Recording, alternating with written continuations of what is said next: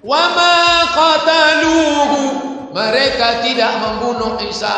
Wa ma salabuhu, mereka tidak pernah menyalib Isa. Lalu siapa yang disalib itu? Walakin syubbiha lahum, ada orang yang diserupakan namanya, dia adalah Yudas Iskariot yang disogok pakai uang emas untuk menunjukkan tempat persembunyian Isa. Maka jangan mau disogok, karena nanti matinya di palang salib. Quran hanya menyebut orang lain. Siapa orang lain itu? Ketika saya dialog, mas saya dipepet itu, saya bilang, saudara tidak punya hak untuk memaksa Allah menyatakan siapa. Tapi kalau saudara jujur, bukan Injil Barnabas, jelas itu. Kisahnya bagaimana Yudas kemudian disalib. Itulah yang disalib. Mereka tidak membunuhnya, juga tidak menyalibnya. Sebab apa? Penangkapnya enggak tahu Nabi Isa. Itu loh. Walakin subbihalahum, tapi semua itu diserupakan. Kalian kan sudah melihat video tadi ya. Ustadz A mengatakan bahwa ada keraguan-raguan katanya terhadap penyaliban Nabi Isa. Kalau penyaliban Nabi Isa, ya betul ragu. Ya, tetapi kalau dibilang penyaliban Yesus, tidak ada yang ragu. Bedakan ya, mohon ini ya, dibedakan para ustadz-ustadz. Janganlah kalian menyamakan Nabi Isa adalah Yesus, Yesus adalah Nabi Isa. Kalau kalian bilang Nabi Isa adalah Yesus, kalian sudah keliru besar. Mengapa? Cobalah tanya orang Kristen. Apakah kamu ada berselisih siapa yang disalib? Tidak. Sampai dari awal Kristen berdiri sampai sekarang yang disalib itu ya Yesus. Yahudi juga, iya Yesus. Tidak ada yang ragu, kami tidak ragu. Jadi siapa yang ragu? Kalau di Al-Quran dibilangkan yang penyaliban Isa, Isa loh. Jangan kalian lebar-lebarkan, Isa ya Isa aja. Kalau penyaliban Isa, ya ragu. Apa buktinya ragu dan siapa yang ragu? Apakah Yahudi ragu? Tidak. Apakah Nasrani yang ragu? Tidak. Jadi siapa yang ragu? Ustaz-ustaz ini adalah memberi contoh bahwa sebenarnya yang ragu itu adalah umat muslim itu sendiri. Loh kok bisa? Kami nggak ragu bahwa Nabi Isa tidak disalib. Ya, tidak disalib. Kalian kan tidak ragu bahwa Nabi Isa disalib atau ya tidak disalib. Sekarang yang disalib. Ya kan? Cobalah mari kita baca An-Nisa 157. Dan karena ucapan mereka, sesungguhnya kami telah membunuh Al-Masih, seputra Maryam, Rasul Allah, padahal mereka tidak membunuhnya dan tidak pula menyalibnya. Tetapi yang mereka bunuh ialah orang yang diserupakan dengan Isa bagi mereka. Sesungguhnya orang-orang yang berselisih paham tentang pembunuhan Isa benar-benar dalam keraguan tentang yang dibunuh itu.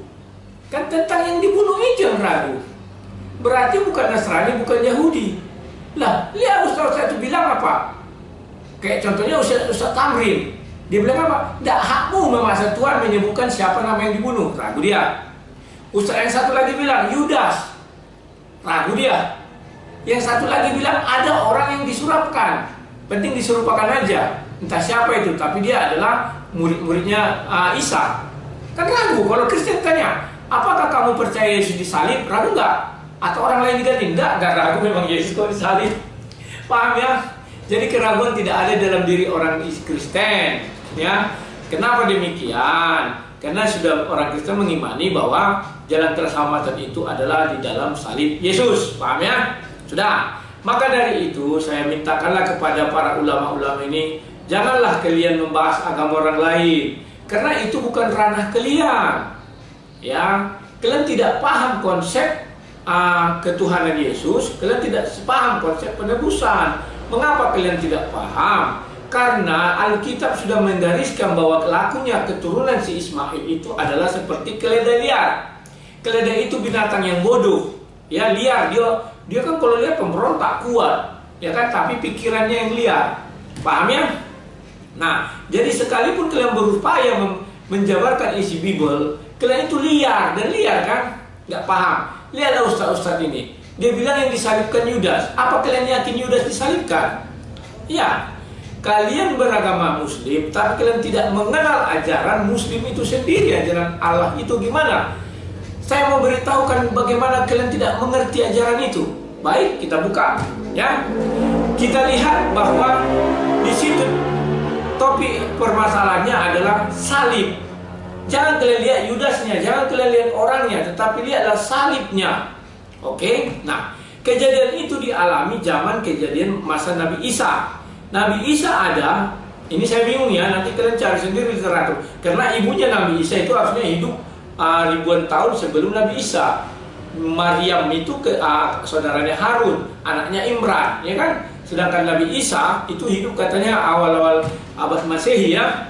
Dah, itu urusan kalian itu. Kalian cari nanti kalian buktikan. Sudah, klarifikasi ucapan saya ini ya. Nah, sekarang kita anggap Nabi Isa hidup di awal Masehi. Perhatikan, salib itu pertama sekali yang mencetuskan adalah Fir'aun. Fir'aun mencetuskan salib sebagai hukuman bagi orang yang mengikut Allah, yang mengikut Nabi Musa. Pengikut Nabi Musa kan pengikut Allah, ya kan? Itu terdapat di Taha 71, kita baca ya.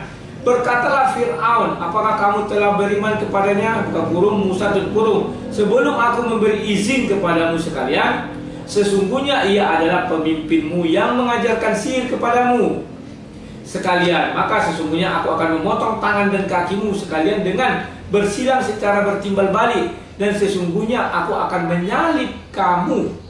Paham ya? Bahwa Fir'aun lah yang pertama sekali mencetuskan hukuman salib.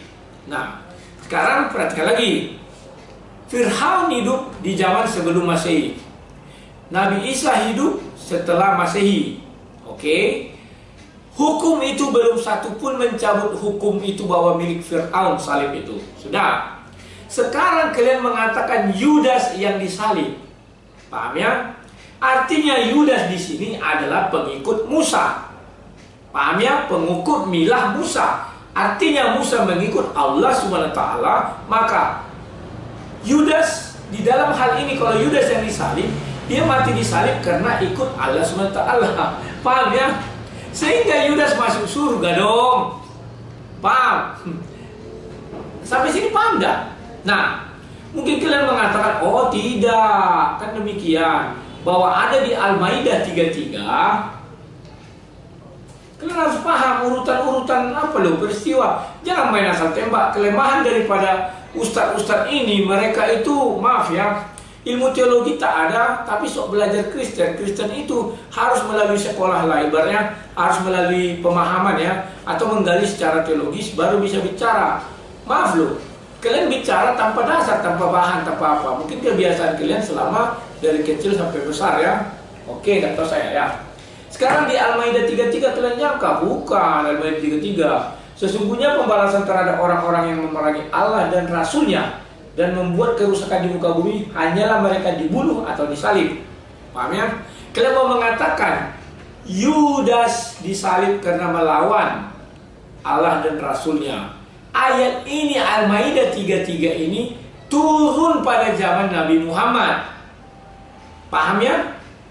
Pada zaman Nabi Muhammad itu turun. Sementara Nabi Isa 600 tahun lebih sebelum Nabi Muhammad menjadi Nabi. Paham? Jadi hukum yang dikenakan pada salib pada zaman Nabi Isa adalah hukum Fir'aun. Al-Quran yang mencatatkan dua hukum salib. Ini saya buat ya. Yang pertama zaman Fir'aun, inilah Nabi Isa, inilah zaman Nabi Muhammad. Jadi di tengah-tengah lah penyaliban ini. Kalau kalian menggunakan logika berpikir kalian secara akademis, hukum yang berlaku di zaman Nabi Muhammad tidak berlaku surut untuk kejadian 600 tahun lalu. Jadi kalau kalian bilang Yudas yang disalib, kalian keliru. Sama artinya kalian mengatakan Yudas masuk surga. Yudas pengikut Allah SWT, karena dia dibunuh sesuai hukum Firaun. Paham ya? Sudah. Jadi pertama, dua kesimpulannya, bahwa kami orang Kristen tidak pernah ragu siapa yang disalibkan. Bahkan Yahudi pun tidak pernah ragu ya. Yang ragu justru kalian ketika tanya siapa yang disalibkan, yang pasti bukan Isa, itu kan keraguan. Tidak ada kepastian hukum. Yang pasti katanya, memang bukan Isa, ya siapa? Ada yang bilang Yudas, ada yang bilang si penting orang lah yang disuruhkan, ada yang bilang murid-murid Nabi Isa. Kan ini tidak keraguan. Bukan kami yang ragu ya. Dan yang kedua, Kalau kalian tetap ngotot bahwa Yudas yang disalib, artinya Yudas itu pengikut Allah SWT.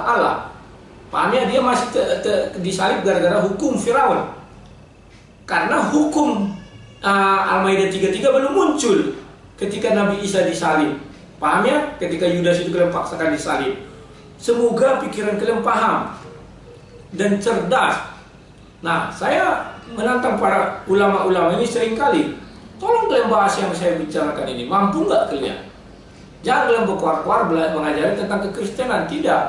Kalian tidak mampu bicara kekristenan karena kalian sudah dinubuatkan adalah keturunan Ismail. Paham ya?